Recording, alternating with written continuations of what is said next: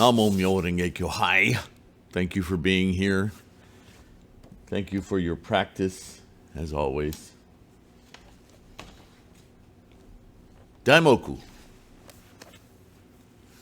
Continuing with the Daimoku of the Lotus Sutra. Let's just jump right into it.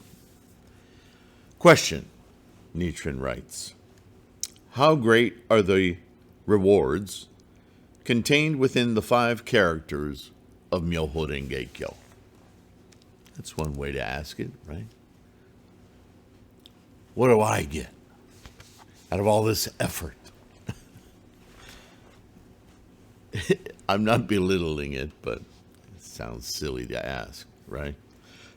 So I'm chanting, what's in it for me, right?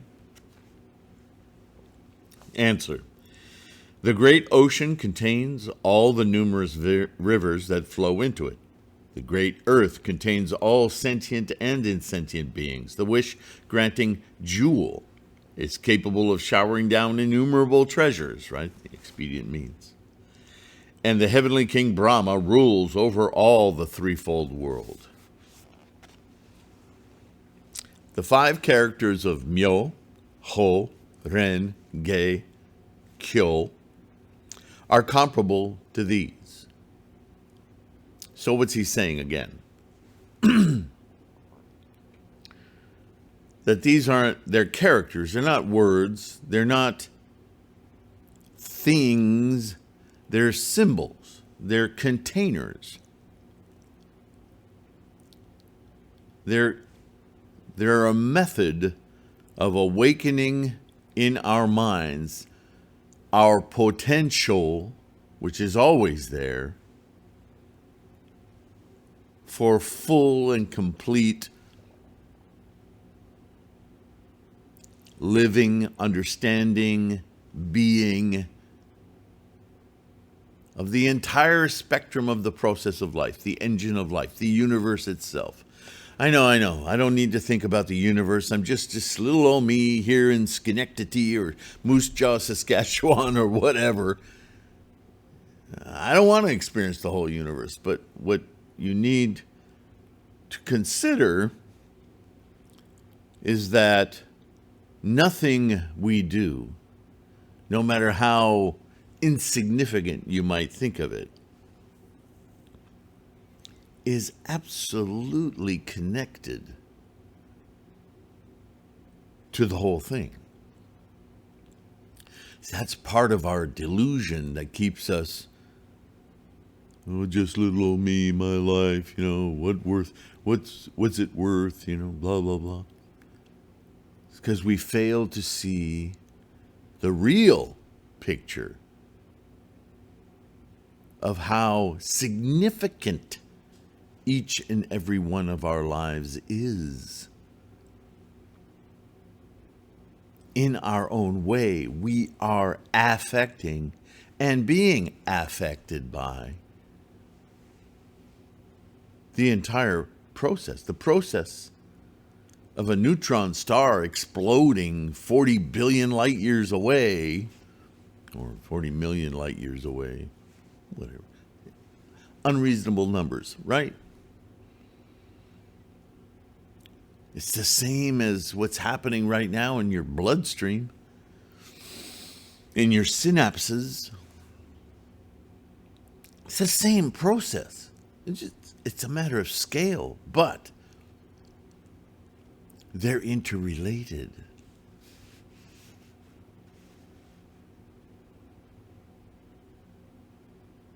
You don't know this?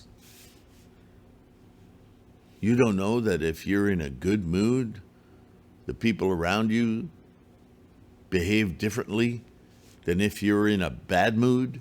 You don't even have to open your mouth. People sense it. Why is that, do you think? No. I don't mean you make me do this, or you made me do that, or I can make you do this. No. That's the world of anger. That's manipulation, right? Power politics, Nietzsche, will to power, that whole mess. Oh yeah, that's samsara, not denying it exists. But I'm just saying that's not what we're talking about here. But it's plain to see at that rudimentary animal level, if you just elevate your thinking and look around, remove yourself more from separateness, me and you and them, and see more of us and we, and not I am angry, but there is anger, there is frustration. Yeah, you might have to change the words you use when you start opening your experience of the whole. So this is the Daimoku. Namu Myoho Renge Kyo is the Dharma itself, or the door, the Gohonzon, ajar. Namu Myoho Renge Kyo puts you through the door into that universe of experience, right here in your little local mental perception. But it's no different than the expanding universe. Why not expand your mind? The more expansive your mind. Look, time for another stupid analogy. Did you ever play in the streams, or even if you're in the gutters when you were a little kid, and you took your popsicle stick or any stick or branch and you just put it in the flow of the water and watch it and then get caught on things, and you pick it up and you put it around, and it's fascinating, right? Or you'd watch this stream of water, or maybe it's on the kitchen counter, I don't know. Just water, just a little trickle, and you put your finger in it, and darned if that water doesn't find a way around both sides of your finger and come back together and keep going. It's fascinating, little things like that. We do that as children, sometimes as adults, yeah? In our more, I don't know, isolated, contemplative, whatever moments. And then, so from that, maybe as a young adult, we try to use that flow of a stream, a larger stream, and we interrupt it with a bit of a dam, and we put something in there to generate something spinning to generate power, and we're really clever now. We've taken that little childish experiment and we're turning it into something else, and we're using it, and it's promoting maybe just our lives, but we're not quite sure how it affects the life in the stream, but, so all things being positive, let's say, we're creating something useful out of that same little experiment. It's so easy. Block the stream, use the power of the stream. Wow, this is amazing. I am human. And then maybe we get a job as an engineer working for the city or the state, and we have to do this to big rivers. Wow, that's a whole nother thing. Hydroelectric power, yeah? Takes a lot more effort, but it's the same thing. It's just a little kid sticking his finger in the stream. What about big rivers? What about lakes? What about the ocean? Not so easy. Same effort, same thought. Not so easy to accomplish. So the Daimoku is the big thing. It's a little finger, but it actually includes all of those. It's the same effort. And your mind is like that little trickle, or a larger stream, or a river, or a lake or an ocean, right? Nichiren uses this analogy all the time because it's a tangible one. It's one that we're always dealing with water, right?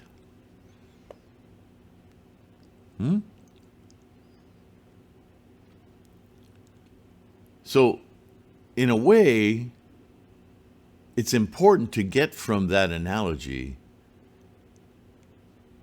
that we have a tendency in samsara, in our day-to-day lives, to view our minds as ours, our little minds with big ideas, right? We're like the kid sticking his finger in the little trickle of water.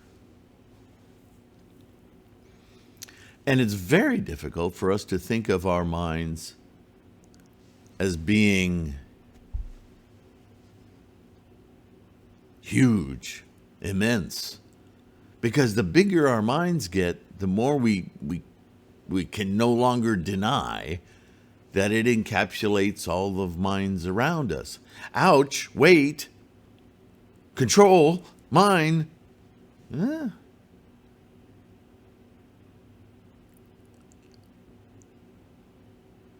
That's hard. It's tough for us to accept that the person who sometimes is our close friend and other times is so stubborn and wrong,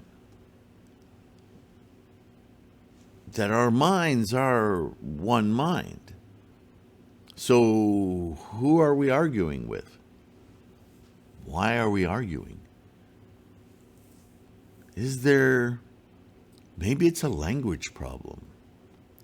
Maybe if we just adjust a little bit, we can promote something maybe even bigger than both of us. Maybe I don't know the perfect answer.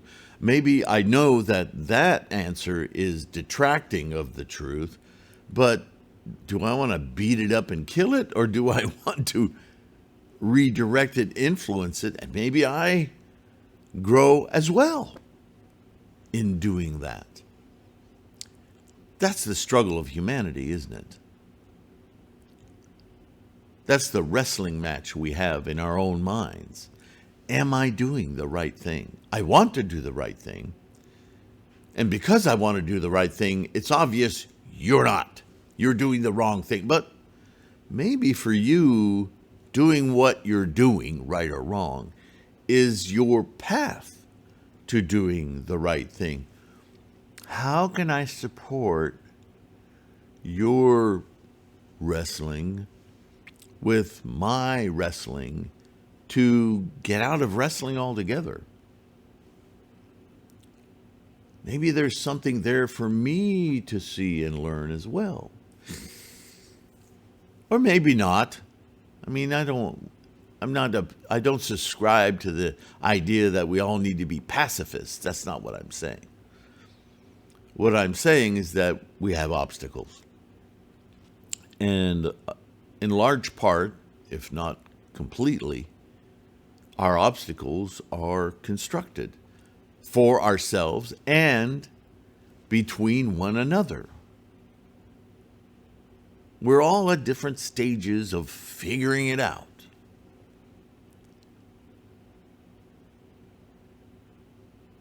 And maybe some people will take a lot longer to figure it out. That's frustrating. It's painful. And this is where we need to raise compassion. But how am I compassionate with my little brain to tolerate your little brain? And this is what Shakyamuni is talking about all the time. That maybe give yourself a little bit more space. Maybe your little brain is actually the ocean brain. And the ocean brain actually encompasses all the other little brains. And maybe what's important is the ocean. And let the little brains wander their ways down through the crooks and crannies and the not so good places and the faster places and meander their way into creeks and rivers and finally get to the ocean. Maybe it's just they're starting from a more difficult place. Maybe they don't get to the ocean until they evaporate and condense in the atmosphere and become rain and land somewhere else entirely in order to get to the ocean or the river that leads them to the ocean, on and on. Right? We don't know. One thing we do know, the ocean. And when we chant Namu, we shift our thinking from me, mind, little mind. Myoho Renge Kyo, ocean. Suddenly, those 5 little intonations, well, it doesn't spell ocean.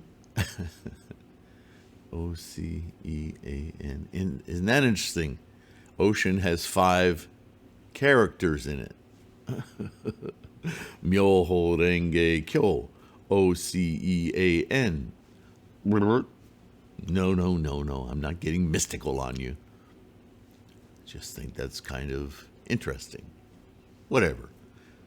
If it's interesting to you, use it. Don't start chanting ocean. Why do I even have to say that? But this is what Nichiren is saying. The title of the ultimate teaching of self-realization, self-manifesting Buddhahood, ocean mind,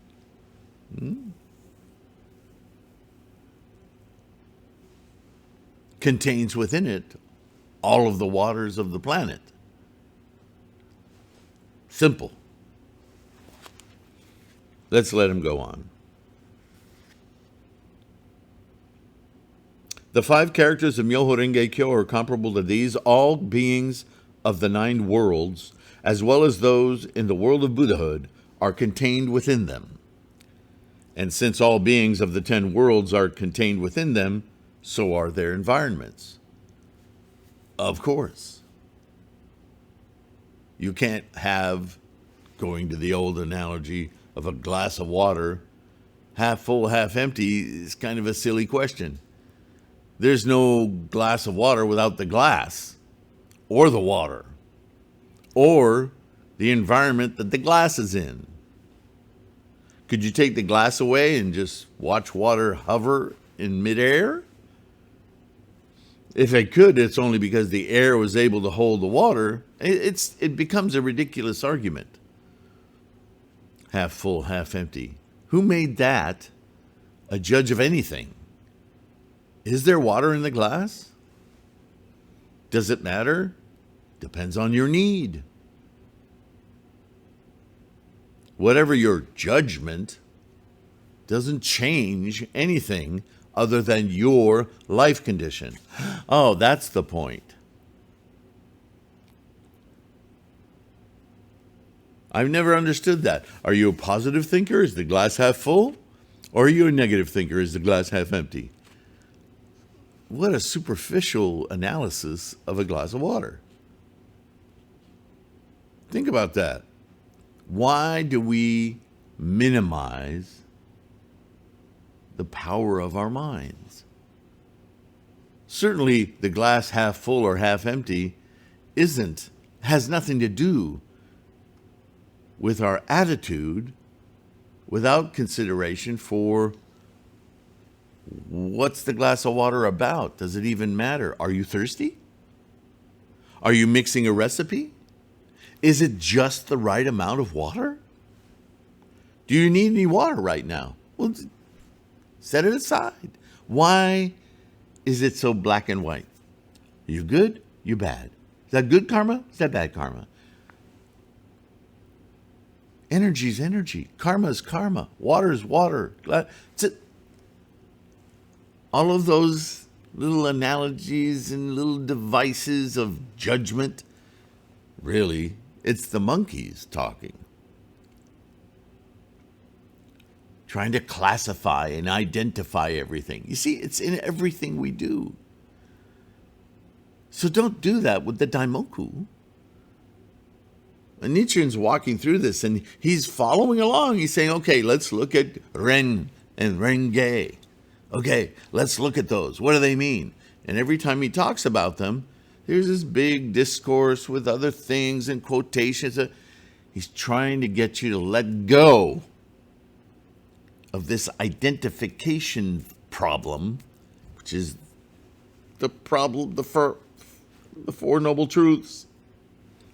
Stop collecting, owning, possessing, and start thinking more broadly about experience, a moment to moment to moment to moment to moment, moment, constantly changing,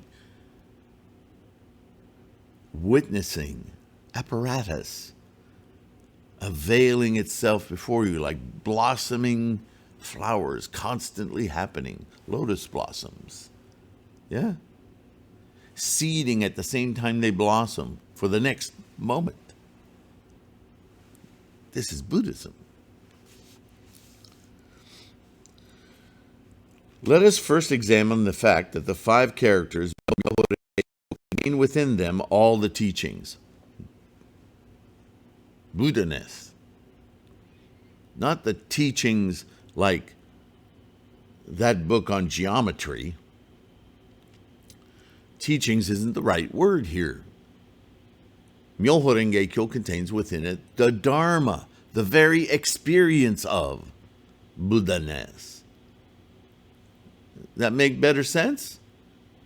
Stop latching on to these beautiful little calligraphic characters and start seeing through those characters this experience. It's not magical, it's just using your mind. The single character Kyo, or sutra, for instance, is the king of all the sutras, and all the other sutras are encompassed by it. See, Kyo isn't just that bottom character with the things dangling and it's a reminder.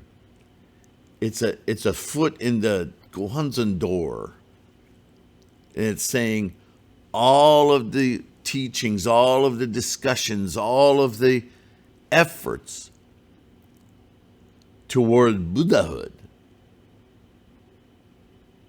they're all contained in this one effort. You don't have to know how many pages there are, how many chapters, how many books, how many libraries. That's not what it's about. It's about that ocean, that experience. If you could build a magnificent golden wall that would contain all of the world's waters and ocean, I mean, I'm asking a lot of your imagination, and you knocked one brick out of it, how long would it take for the whole wall to just get out of the way? You would have immediate access to the entirety of the water. Just with that one, right? This is Kyo.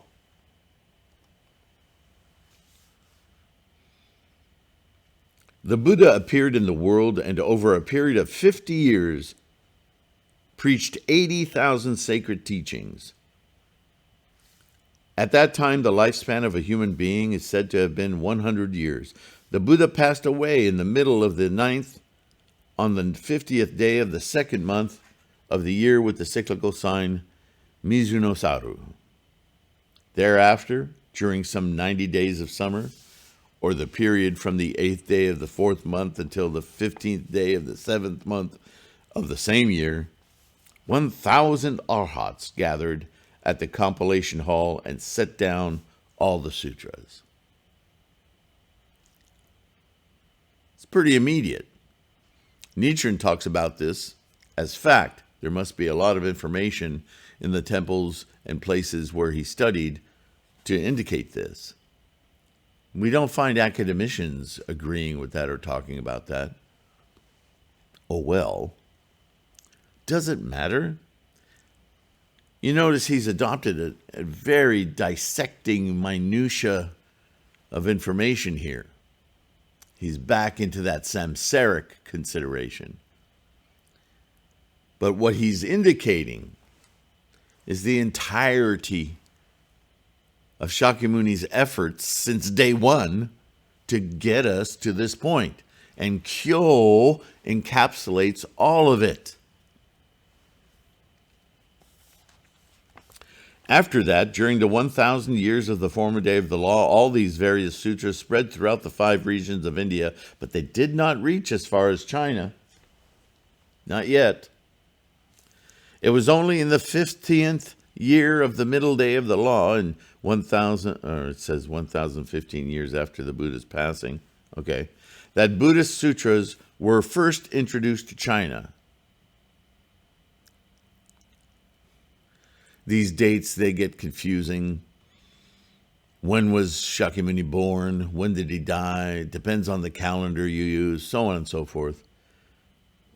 But let's not get hung up on these little details so much. Let's look at the bigger picture. Nichiren is saying Buddhist teachings traveled throughout India and outside of India into Burma and other places. But before they were adopted, translated, and moved into China, which is Common Era 100 AD, right? Why we still have to use the Christian calendar. It's kind of an annoying little sideline.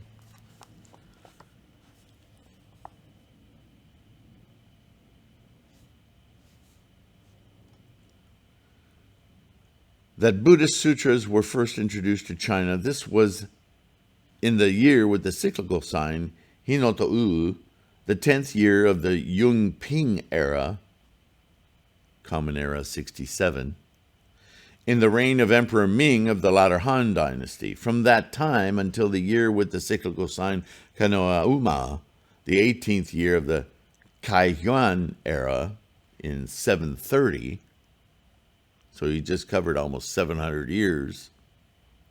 In the reign of Emperor Chun of the Tang dynasty, a total of 176 translators went over to China, taking with them 1,076 sutras, works on discipline, and treatises comprising 5,048 volumes contained in 480 scroll cases. All of these sacred writings are followers of a single character of the Lotus Sutra, Kyo. Do you see how Nichiren is building his analogy of the ocean? Right? You can read books on Buddhist sutras and the way they travel back and forth between China and India through the Himalayas on paths on the sides of cliffs that were scarcely as large as the width of a foot, a human foot. It was a perilous journey. These were dedicated scholars, yeah? And you start to put all of those efforts together, and the Gandhara region, and all the various languages and translations, and you get to people like Kumarajiva, who had to assemble a lot of these translations and coalesce them into something of a cognizant and what do I want to say, an organized and cohesive teaching, yeah? You put all of that history together, and this is what Nichiren is saying, is when you utter the sound, kyo, with your mind, you are inculcating all of that.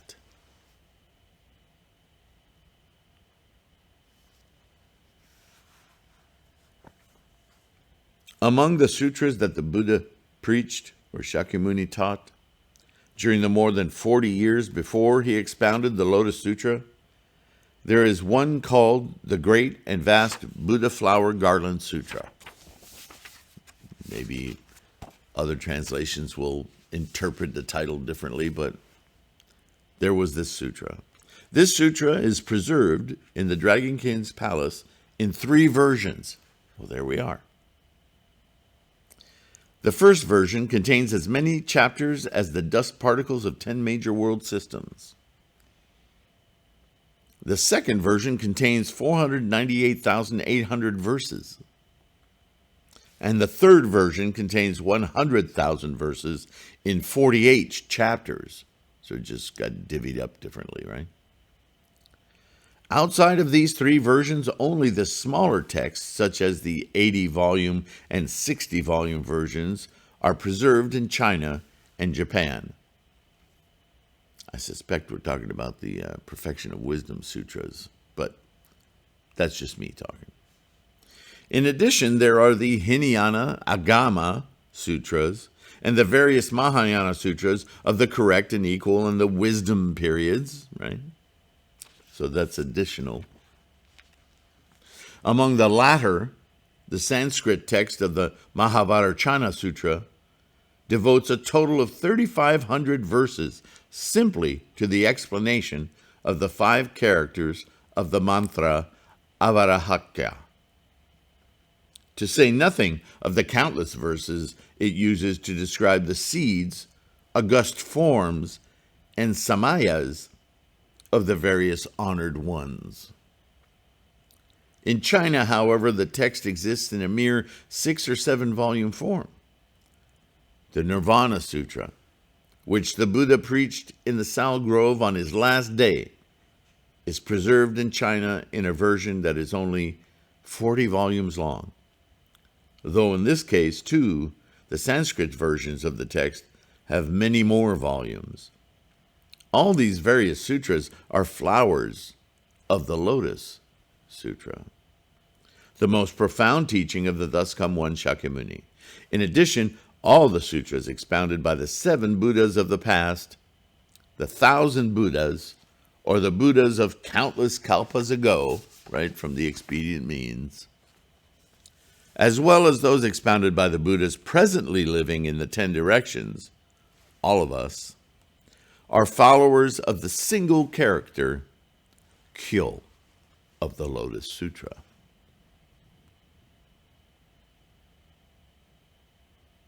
How immense is the Dharma contained within the invocation of the character Kyo.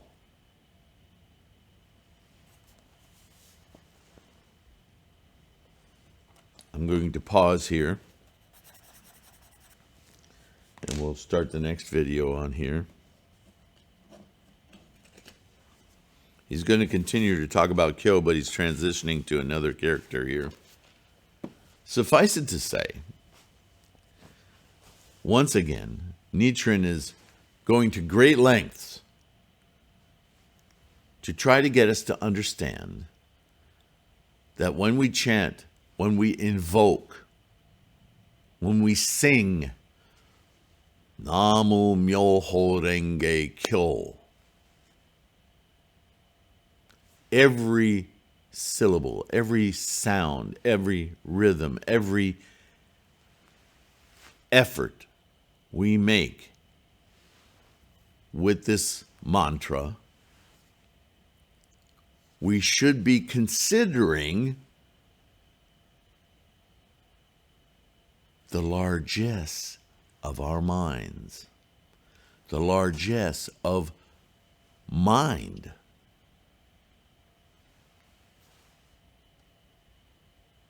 It is the size of the universe.